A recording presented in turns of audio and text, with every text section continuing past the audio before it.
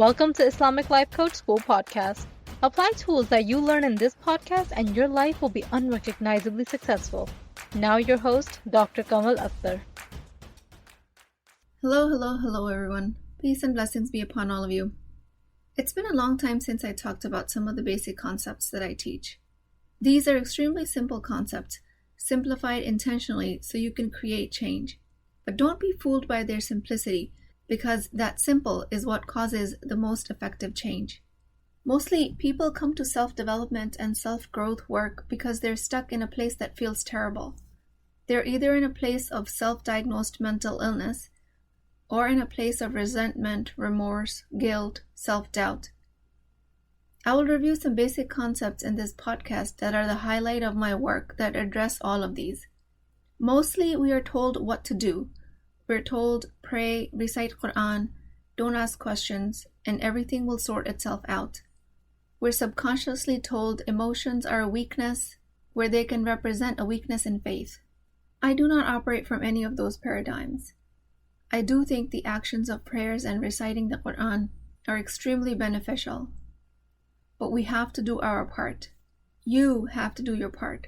Your part being the mental fitness work.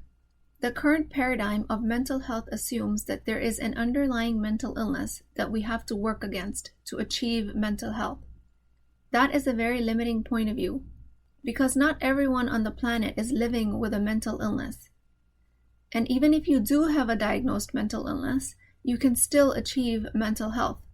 You might need assistance of a licensed mental health professional or a medication in that regard, but it can still be done, and it should be done. Mental illness is like a broken leg. Before you start to run on it, you have to let it heal. Finally, my definition of mental health has to do with mental fitness. So let me assure you that no matter what your presumed or given diagnosis of mental illness is, it is not just about getting you to live a basic life, something to get by. It's about thriving, being successful, and accomplishing based on your desires, which is living a life of ihsan. Problems in personal and professional relationships, problems with finances or personal development, they can all be addressed through this paradigm. Basically, all of the problems and the solution to the problems are created by the mind. Allah subhanahu wa ta'ala created human beings and placed us in the cosmos to interpret His signs using this mind. Humans interpret the world through the power of language. Language, being a human quality, has to do more with elaboration of meaning and less so with communication. Animals are able to communicate with each other using a certain type of language. But human beings, on the other hand, have a level of language that no other species possesses, and that is that we can assign language to what we're thinking and feeling. This to me is the higher order of language. This ability to introspect and the ability to think about your own thinking, also called metacognition, sustained self-awareness, or consciousness. This is why human beings are given the highest regard in all of the creation, and this is why human beings are able to progress as fast as they can. And this is why the concept of asking for forgiveness only applies to humans. This is why any population that does not have the ability to introspect, like children or people with other mental limitations, they will not be called into questioning. This level of language is a whopping gap between humans and animals. The difference between language that we use to communicate is of lower intensity, and the language that we use to introspect is of greater value. In Quran, Surah Ar-Rahman, 55 Ayah 4, it says, "Allamahul bayan," and taught them speech. Bayan is the word used for language here. That means to elaborate meaning, to create distinctions, lucidity, clearness, explanation. Conceptual clarity is bayan. That is the higher order of language. On the other hand, language used to communicate with each other, the word used for that in the Quran is lisan. This will include languages like English, Arabic, Urdu, Swahili, American Sign Language, language that humans use to communicate. The word lisan is used for that language, which, by the way, is also available to animals. Bees communicate the location of flowers. Herds communicate how and where to move together to stay safe. This basic level of communication is given a different name in the Quran. In Surah Ar-Rum 30 ayah 22, "And of his signs is the creation of the heavens and the earth, and the diversity of your languages and your colors. Indeed, in that are signs for those of knowledge." The word for language used here is al-sinatikum, root word lisan, which is used to describe languages that we use to communicate. The literal root being lam, sin, nun. That root word occurs 25 times in the Quran as a noun. Now, Quran makes a distinction between language that is used to clarify meaning, bayan, and a language that is used to communicate, lisan. Bayan is a human faculty of language which puts us at an advantage over other animals. And this advantage is far more than what can be explained by evolutionary theory alone. Both are languages, but they're a different level of language. This language of elaboration of meaning is called thinking. This is beyond the language of communication with others. Trevor Moawad appeared in a podcast to tell a story that his dad told him about a guy who scored a 1480 on his SATs. Now, this guy with this high score was somebody who came from a home of limited means. He was struggling in classes. He was being raised by a single mother and was forced to take the SATs despite of his belief that he wasn't going to do well. He was surprised to find out that his score was 1480, which is close to the 96th percentile for my international listeners. And SATs is a college admission test. At that point, he was accused of cheating, and he admitted that he tried to cheat, but he couldn't because of all of the security measures. So he realized that he must be smart at some level. He started going to classes. He started learning. He attended college afterwards. Eventually, he became an owner of a very successful magazine company. All of that only to receive a letter 13 years later from the testing company saying that there's been a mistake and he was one of the handful of students who were sent out a wrong score. His actual score was in the 700s, which is in the 5th percentile. So this guy was forced to believe that he was smart, so that's how he acted. And that's what he produced. He started to believe about himself and he started to manifest. He started to believe he was smart and he started to feel confident and act confident. What that score of 1480 proved to him is that his language to himself can change. Compared to if he was told he had a score of 700, his language to himself would have been of lower quality. His IQ had nothing to do with his success as a magazine entrepreneur. That always stayed the same. His belief in himself was the only variable. His language to himself changed, saying that he is smart after he received the high score. That belief in the self is the gift of language. That is the elaboration of meaning. That is the whole point of being able to think for ourselves, about ourselves. Now take that thought, that language towards the self, and place it as the only point of control that the human being can exercise in the entire universe.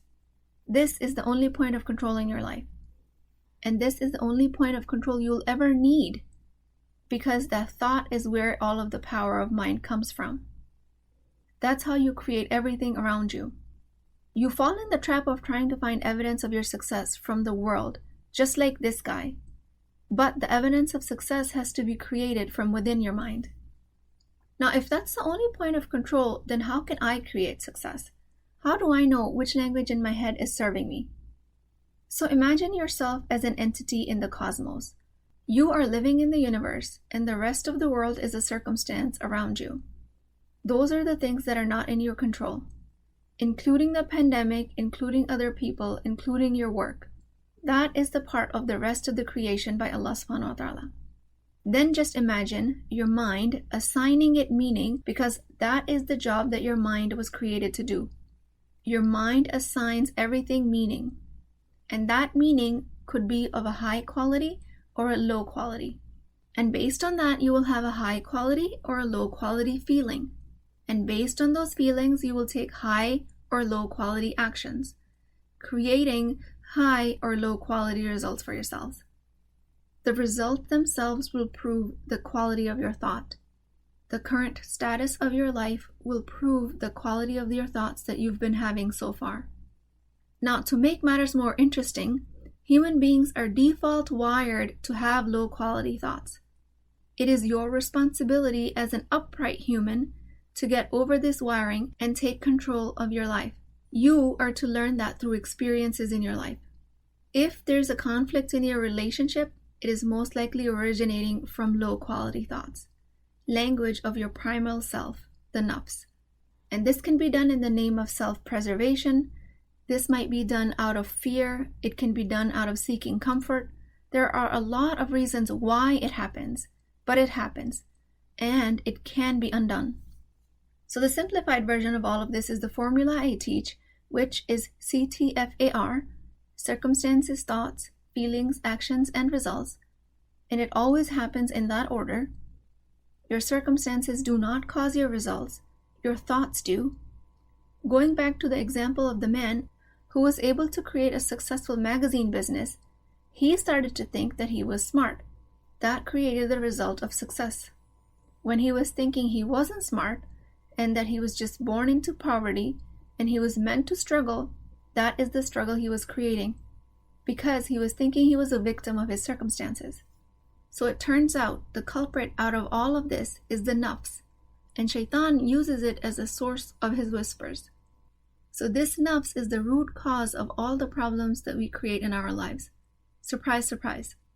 So if you're ever stuck in a feeling where you don't know where it's coming from, just understand that your feelings come from your thoughts. Your feelings, your emotions are neurochemicals that are generated by your brain, that travel down to your body, that generate the sensation of the emotion. These neurochemicals are created by the language in your mind, which is your thought. This is the true miracle of creation of Allah. I believe herein lies the true miracle, where the non-material creates the material. The metaphysical of the language, thought, creates physical structures of molecules of neurochemicals, like dopamine, epinephrine, serotonin, which then are felt as emotions. Inshallah, you guys understand how deep this concept actually is, because modernity has separated mind from the body. René Descartes, French philosopher, was one of the first ones to make this distinction. He made the mind separate from the body, and by doing that as a follow-up, human beings made mind equivalent to God, directly in competition with God. Astaghfirullah. The paradigm he proposed proved itself to be so detrimental to the society that we're still cleaning up the pieces of the chaos it caused. Down the road, after his musings about I think, therefore I am, what that was essentially interpreted as was man and his intellect competes with God. Not only competes, but wins. Intellect is enough. Nothing else, including the body, matters. Islamic sciences say that the qalb, which is the combination of the thought and emotion, combination of mind and body, is what makes the human whole, not just the mind.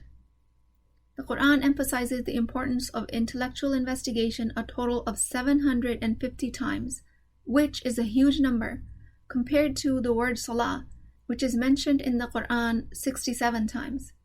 And we all know how much Islam prioritizes salah, or the daily 5 prayers. But it's fascinating how Islam promotes intellectual investigation, and that is through the combination of human mind and body together, which is the qalb. The word aql is never used as a noun in the Quran alone. It is used as a verb, something that we do, something that we perform, not something that we can possess. And the aql, or intellect, is to be exercised using the heart, or emotions. Imam al-Ghazali, the 10th century Muslim scholar and the polymath, I consider him to be the true father of positive psychology, because even if you superficially study the Ihya al-Ulum, his most popular book, well, it's more like an encyclopedia, but even if you study that book a little bit, you'll see that what he proposes is being preached and practiced today, all by modern proponents of positive psychology. And so we see that the modern science is coming around full circle after realizing how detrimental it is to divorce intellect from the body completely. That separation is the festering ground for mental illness. And science, having lost their way under the influence of the likes of Descartes, they separated mind and the body, is now coming around full circle. We're being taught embodiment exercises. We're being told to learn to live in your body, meditate, body awareness, self-awareness, emotional intelligence, and all of that modern jazz. And all of this is actually an excellent movement, don't get me wrong, because all Muslims need this. All humans need this. If you've grown up in the current world, anywhere outside of a cave, then you've been influenced by the separation of the mind and body's philosophy. So please, I urge you as a Muslim woman to take advantage of any type of therapeutic modality that helps you understand the experience of your body. That was the prophetic way. That is the Islamic way. When we think of language that elaborates the meaning of our entire environment, the emotions of our body go hand in hand with that language. Islamic paradigm is that we prioritize this metaphysical entity of language, of thought, if we are to see any impact in the physical world. Think of it in terms of a continuum. Allah subhanahu wa ta'ala being the highest metaphysical reality, above and beyond this continuum. Then comes the metaphysical of thought and language. Then the experiential world of feelings. Then comes the physical world that is around us. Our relationships, our work, our finances, our acts of ibadah, the cosmos in general. That comes later in the continuum. Things that we can touch and see and experience with our five senses. Most of the human struggles originate from the paradigm where we put intellect first, and we start considering the qalb of a human being, the mind-body pair, as a side piece. With this, we try to chase whatever the mind creates, and then we fall into pathology. And that could be the diseases of the mind and body, a pathology of spirituality, of social sciences, political sciences, which leads to war, unequal distribution of basic resources of the world, and the cycle of trauma perpetuates. I'm offering to reverse this pathology, and to do that we have to identify the root cause, and the root cause will become clear if you practice the CTFAR formula. When your thoughts that are creating your results are of sabotaging origin from your nafs, it will feel terrible in the body, and your result of the current life will be terrible. If your thoughts are of a sage origin, which is the voice of your soulful intellect, you will feel tranquility, serenity, the charm and the natural magnetic attraction of life, and your results will reflect the same. When you're in a blaming mode, that the program doesn't work, that's why I can't lose weight, that is a sabotaging thought. That will prove that you won't lose weight. When you're in empowered mode, that I can get over my urges and work hard to learn to process the urges, then you will be in sage mode. You can tap into your internal strength and create the result of weight loss, regardless if you're in a program or not. When you're blaming your past of being in a toxic relationship, this person hurt me. If you spend the rest of your life focusing on just that, it will feel terrible in your body, and you will create the same results of being trapped by your past. When you change your language to the soulful intellect, your body will immediately sense a release from tightness and heaviness, and you will create a result of a life being liberated from your past.